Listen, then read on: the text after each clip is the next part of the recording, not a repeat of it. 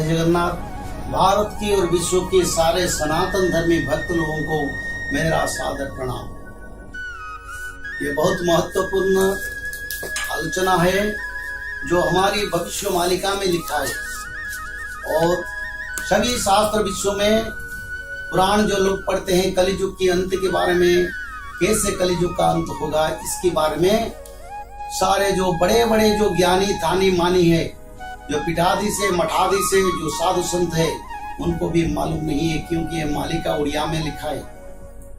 मालिका इसलिए उड़िया में लिखा है जैसे कि भगवान के नित्य पंचसखा श्री कृष्ण के नित्य पंचसखा उड़ीसा की धरती पर जहाँ जगन्नाथ कहते हैं वहीं पर उन लोगों ने जन्म लिया।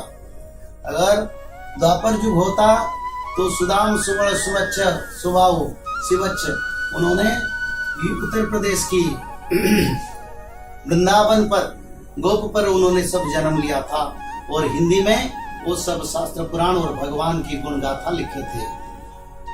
जब कलियुग में जगन्नाथ जी का अवतार हुआ, उड़ीसा में मध्य वैकुंठ बना और जगन्नाथ जी के अवतार कलियुग का अवतार है, तो जगन्नाथ जी के और कृष्ण के पंच सखा के उड़ीसा की पर जन्म हुए। जब उड़ीसा में वो जन्म हुए हैं तो उड़िया में लिखे हैं और आज उड़िया से आपको हिंदी से हम अनुवाद करके भगवान की कृपा और जगन्नाथ जी की कृपा और सारे भक्त लोगों का अशेष कृपा, जो भक्त लोग बच गए भारत में कहीं कहीं, उन लोगों को सजा करने के लिए, उन लोगों को चेतावनी देने के लिए, उन लोगों को भगवान कल्कि का शरण में लाने के लिए, उन लोगों को धर्म की रास्ता पर लाने के लिए, उन लोगों को युग का अंत के बारे में पहचान करने के लिए आज ये मालिका प्रभु की इच्छा से प्रचार हो रहा है। और जो अच्छे लोग जो भक्त है उसको अनुसरण कीजिए और भक्त लोगों में बांटिए, क्योंकि समय का अंत है, धर्म संस्थापना का समय है और समय हमारा हाथ में नहीं है, बहुत कम समय है। उसी कम समय के अंदर गोपी गोपाल यादव सेना को हम निर्माण करना पड़ेगा और नारायण सेना को सृष्टि करना पड़ेगा, जिस नारायण सेना को लेके फिर कल की भगवान की शरण में रह के धर्म संस्थापना होगा। समय बहुत कम है, कलियुग का अंत हो गया, धर्म संस्थापना का समय, और सिर्फ भक्त लोग जब आके प्रभु से मिल जाएंगे और धर्म संस्थापना वो जो पकड़ेगा वो बहुत जल्दी ही धर्म संस्थापना हो जाएगा। और पिछले एपिसोड में हमने आलोचना किया था मित्र द्रोह की वजह से कलियुग का आयु, बंधु द्रोह, मित्र द्रोह और परिवार परिजन और पड़ोसी उनका द्रोह करने से 6000 साल कलियुग का आयु में कट जाएगा। और पांचवा पाप है विश्वासघातक, जो महापुरुष अच्युतानंद ने लिखे हैं, विश्वास और घातक को 40 सहस्र, यानी विश्वासघातक।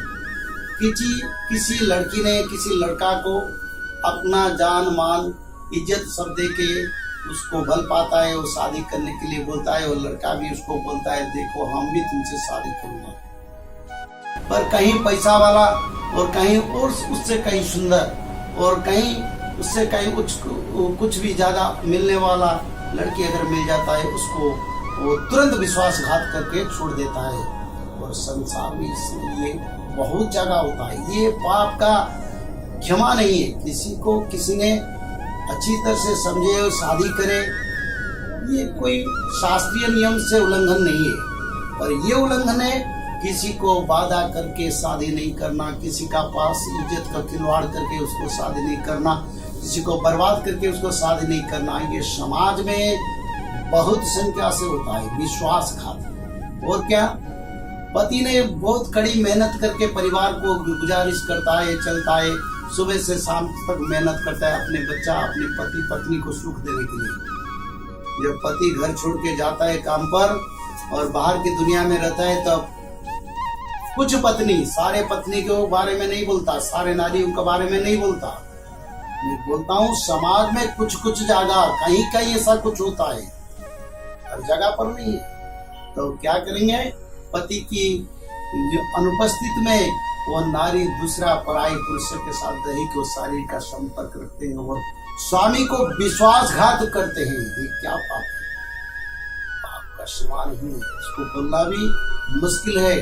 भगवान ब्रह्मा और ऋषि मुनि लोग भी जो भी संसार में धर्मी लोग इसको क्षमा नहीं देते, क्योंकि ये बड़ा पाप है। दिन रात भर मेहनत करके आएगा, पत्नी बोलेगा मैं सती सावित्री हूँ, पर स्वामी की अनुपस्थिति में पराये पुरुष में संभोग काम करके समय कटाता है। बहुत सारे संसार में ऐसा कुछ लक्षण आता है, और ये लक्षण आज ही प्रतीयमान है संसार में, कहीं कहीं भी देखने को मिलता है।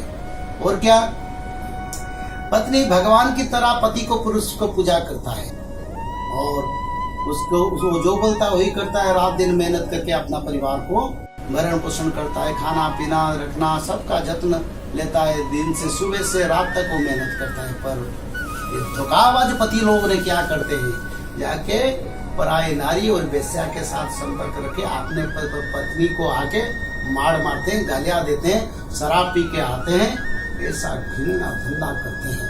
तो ऐसे जो पाप होता है ये विश्वासघात है। और क्या है, किसी का कोई जरूरत है, कोई मेडिकल में पढ़ा है, कोई किसी का जमीन खरीद करना है, कोई किसी का बच्चा पढ़ रहा है, कोई किसी का जरूरत है, कोई किसी का पास पैसा नहीं है, वो अपना बंधु और मित्र से पैसा उधार लाता है और लाके अपना दुख को मिटाता है और काम चल जाता है। उसका बाद जब उनका सूचना आता है, जब बंधु मांगता है पैसा, तो विश्वासघातक बोलता है मैं तेरे को अभी नहीं देने वाला, मेरा पास नहीं है, तूने मेरे को पैसा नहीं दिया था, अभी समय नहीं है। ऐसे जरूरत पड़ने से उसको भी जीवन से मार देता है। और जहां भी देखो विश्वासघात गए, बंधु से, कॉलेज स्टूडेंट लोग तो धोखा ही धोखा और विश्वासघात है। जो आजकल दुनिया में सारे युवा लोगों को ये मैं सलाह देता हूँ, किसी को दोस्त मत बनाना, क्योंकि असुर दोस्त नहीं बनते, साधु दोस्त बनते हैं, और समाज में साधु का संख्या कम है। अगर दोस्त बनोगे और दोस्त के साथ मिलोगे, सारी गुण तुमको सिखा देंगे, मद मछली मार और वैश्या सब कुछ आसक्त करा देंगे दोस्त। तो संसार में दोस्त का संख्या बहुत है, जो सादा सीधा मासूम बच्चे को बुराए रास्ता पर लाते हैं। तो इसलिए सलाह देता हूँ, दोस्त मत बनाइए, पाठ पढ़ने के लिए जाइए और पढ़ने के बाद घर को सीधा आइए। किसी का साथ ज्यादा समय नहीं कटाना, दोस्त नहीं मिलाना, संग दोस्त नहीं करना, और किसी का सदग्रुप करना नहीं मिलना, ये सब बहुत बुरा है। क्योंकि आजकल बहुत सारे सोसाइटी केस एवं और जैसे कि मर्डर केस भी होता है, जैसे कि सांग लोग होते हैं, उसका दोस्त लोगों ने अपना दोस्त को मारा है। ये विश्वासघात का प्रतीक है। तो बच्चा लोग इसमें सजाग होना चाहिए, और माता पिता भी अपने बच्चों को ऐसा बोलिए, दोस्त आजकल दुनिया में कोई नहीं है, जो भी दोस्त है वो सबसे बड़ा दुश्मन बनेगा, और ऐसा संख्या 99% है। तो इसलिए संभाल के अपने बच्चा को रखिए। और विश्वासघात की वजह से कलियुग का आयु 40,000 साल कट जाएगा। कान खुल के सुन लिए भारत की साधु संत, ये कलियुग का अंत का सबसे बड़ा चेतावनी है।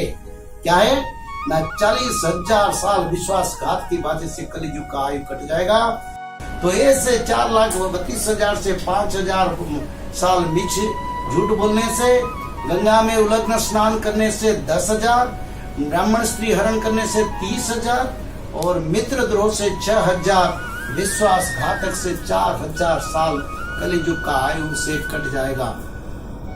जो मन में शक्कर खा रहे हैं, जो लोग बोल रहे हैं कलियुग का अंत नहीं हुआ है, आप शक्कर खाना छोड़ दीजिए।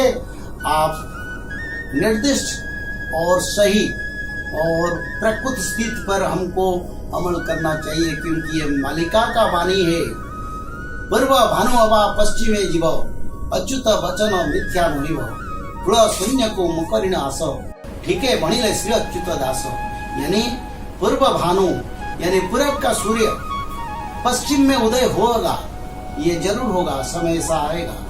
और क्या आ गया, पूर्व भानु अवा पश्चिमे जीव, अच्युत वाणी मिथ्या नहिव, यानी मेरा जो वाणी, जरा मोरा जो भविष्य मालिका है वो मिथ्या नहीं है, क्योंकि थोड़ा शून्य को मुकरिण आस, ठीक है भणिले श्री अच्युत दास। यानी निराकार को, निराकार की आज्ञा पर थोड़ा शून्य यानी निराकार की आज्ञा से, उनकी इच्छा से, उनका निर्देश से ये भविष्य मालिका भारत की सारी सनातन धर्मी, विश्व के सारे सनातन धर्मी भक्त लोगों के लिए ये मैं देख रहा हूँ। और समय आने से इसका प्रचार होगा। इसको जो शरण में आएगा, जो मालिका को समझेगा और मालिका का समर्पण में आएगा, और भगवान कल्कि को और जन्म चक्षु में मानव शरीर में कोटि ब्रह्मांड का ठाकुर, कोटि कैवल्यनाथ, जिसका दर्शन मुनि ऋषि योगी जोगिंद्र मुनिंद्र जुग जुग तपस्या करके जिसका दर्शन नहीं पाते हैं, और यही मालिका की वजह से भक्त लोग भगवान कल्कि का मनुष्य चक्षु चर्म चक्षु से साकार रूप से दर्शन करेंगे। यही सबसे बड़ा बात आज की।